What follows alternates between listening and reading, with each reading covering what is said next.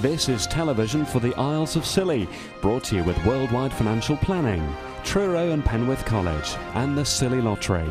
From Radio Scilly, this is ScillyTV.com.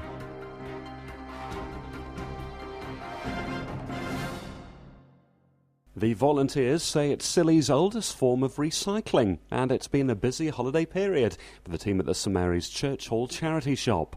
They've opened for extended hours on the day before New Year's Eve to help residents hunting for second-hand clothes for fancy dress. Sue Hodgson says they want to bring in cash to fund the scaffolding and continued plaster wall and window restoration work evident at the parish church. As you see, there's a scaffolding up at the church, and we're going to have to cover the cost of all that. So that is the target.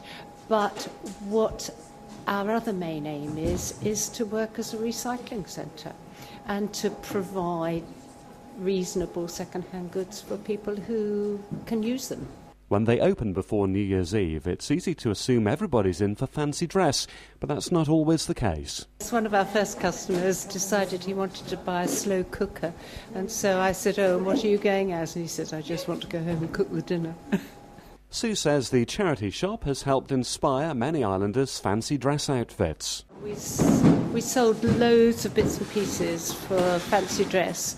There were people dressing up as in kilts, and lots and lots of bits and pieces went. It was wonderful. There could be a change on the cards for the summer, with different opening times to accommodate off-islanders on Thursdays. We had thought of maybe changing our opening times on a Thursday when we get to the summer period, because a lot of people from the off-islands would rather we were open either in the morning or over the lunch break.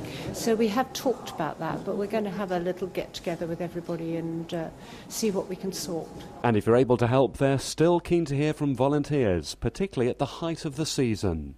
If anybody wants to join our happy band, then they're very welcome.